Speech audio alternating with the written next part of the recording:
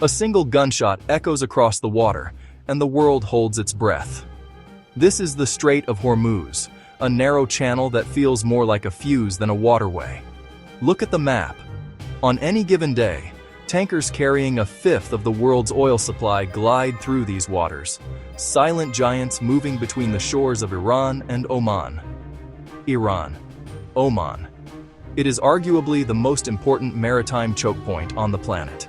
As we look at the map, the tension is a visible force, a shimmer of heat rising from the geopolitical landscape. One mistake, one miscalculation, one deliberate act of aggression. The geography itself tells a story of inherent conflict and vulnerability. Look at the map. Iran's long coastline dominates the northern edge of the strait and the entire Persian Gulf. Iran's navy, the Islamic Revolutionary Guard Corps, the IRGC, small, fast attack boats, anti-ship missiles, sea mines. When you look at a map of the Middle East, you quickly realize a US-Iran conflict wouldn't be confined to those two countries. It would be a regional war from day one, pulling in neighbors and allies through a web of alliances, proxies, and rivalries. Iran doesn't see its borders as the limit of influence.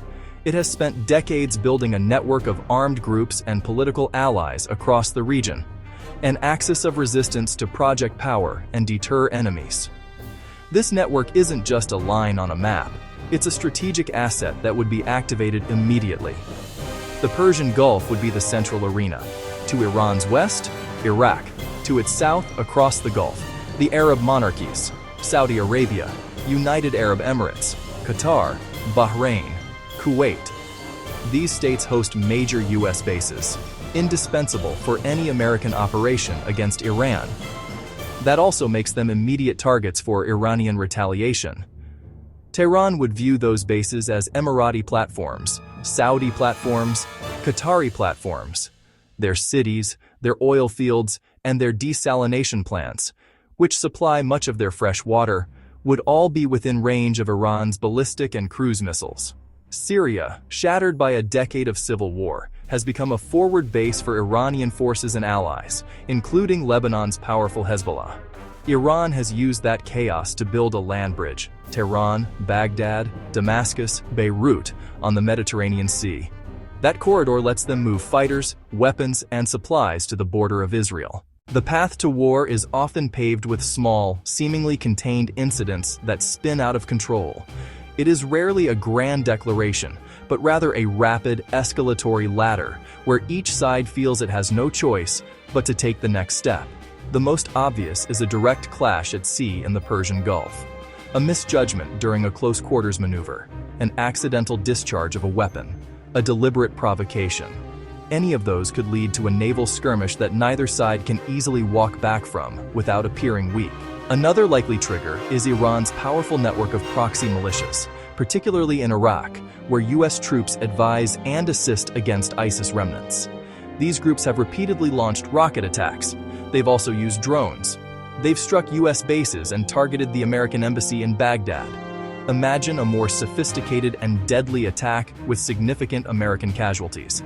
The pressure in Washington to respond directly and forcefully would be immense, not just against the militia itself, but against its Iranian sponsors. A limited counterstrike might be seen as insufficient. A more muscular response, a strike against an IRGC command figure, inside Iraq or even inside Iran, that would cross a major red line for Tehran. Their response would likely be dramatic.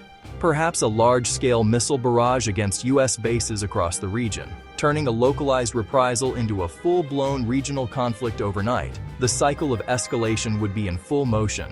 Conversely, the first move could come from the air, the United States, or its ally, Israel. A preemptive strike against a key Iranian nuclear facility, fearing Tehran is on the verge of developing a nuclear weapon. The moment a wider conflict begins, Iraq and Syria would instantly transform from fragile, post-conflict states into central battlegrounds. Their territories, already scarred by years of war, would become the chessboard for a much larger and more dangerous game. In Iraq, the delicate balance between powerful neighbors would shatter completely. Iran, the United States, the country torn apart by its loyalties. The Iraqi government officially partners with the United States, but powerful political parties and armed militias are deeply loyal to Iran. U.S. forces would shift to force protection and likely offensive operations.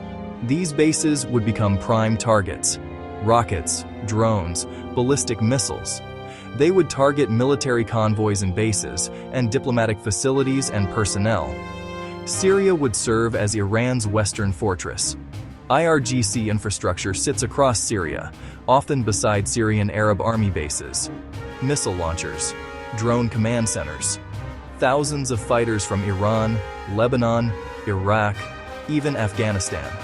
From here, Iran can threaten U.S. forces in eastern Syria and project power toward Israel's border. The U.S. and allies would have to target Iranian assets inside Syria, creating a complex multi-front air war where Russian forces also operate. The human cost would be catastrophic. Renewed high-intensity conflict displacing hundreds of thousands, if not millions. A new refugee crisis would flow into Jordan, Turkey, and Lebanon, further destabilizing the region. Hard-won gains against ISIS could be erased as both sides divert focus, creating a power vacuum for extremists to regroup, recruit, and rise again. That vacuum would let small cells rearm and reappear from the ashes. While much of the world's attention would be fixed on the Persian Gulf and Iraq, a critical southern front would simultaneously erupt from Yemen. The Houthi movement, formerly known as Ansar Allah, is not simply a ragtag militia. Over years of civil war, with significant training, technology, and weaponry from Iran, they have evolved into a formidable non-state actor. They control Sana'a and most population centers, and command a strategic coastline along the Red Sea. They would be Iran's southern arm, tasked with opening a new front and widening the conflict dramatically. The Houthis' primary mission would be to threaten the Bab el-Mandeb Strait. This narrow passage is the southern gateway to the Red Sea and, by extension, the Suez Canal. All maritime traffic between the Indian Ocean and the Mediterranean Sea must pass through this choke point. Using anti-ship cruise missiles, naval mines, and explosive-laden drone boats, they could make passage prohibitively dangerous.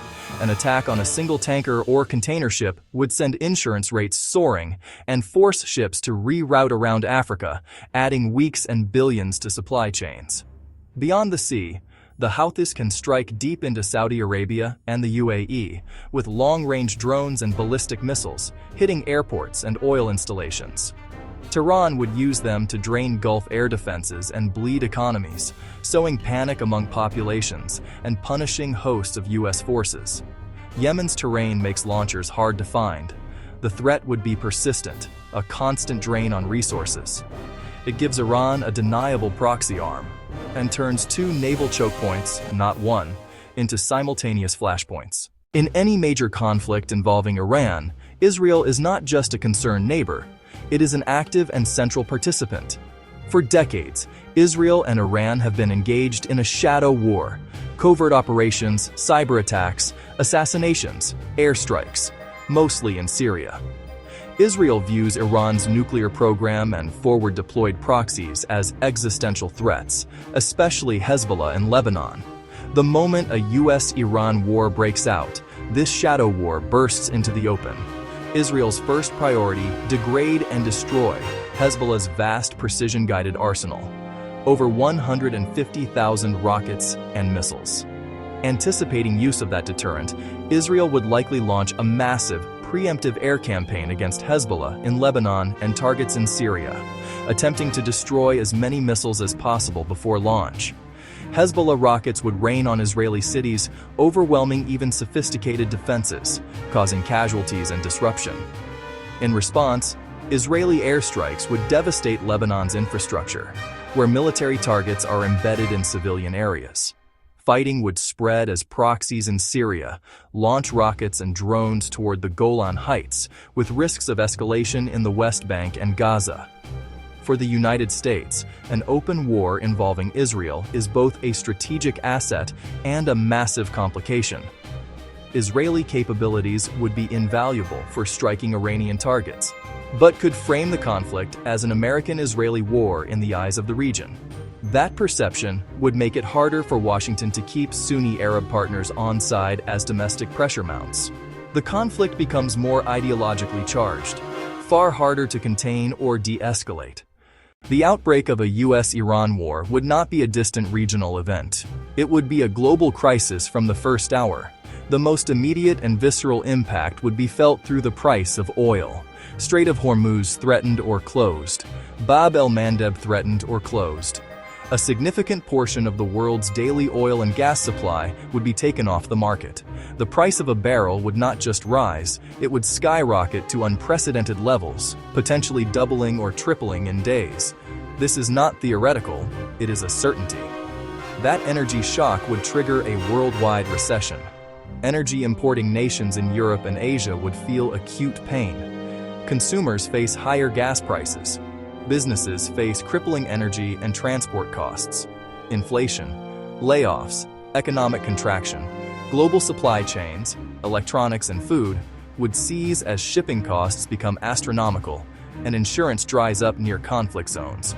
Beyond economics, fighting would engulf Iran, Iraq, Syria, Lebanon, and Yemen, home to over 150 million people, many already vulnerable, millions displaced, overwhelming neighbors, and straining international aid in high-intensity war zones. Decisions in Washington and Tehran ripple everywhere, destabilizing the international order as Russia and China react. Economic and humanitarian forces would be felt for a generation. The map shows the flashpoints and pathways of escalation. The danger is clear and present. In the next part, we examine specific military capabilities, likely targets, and the timelines that define the first days, showing how close we are to the edge.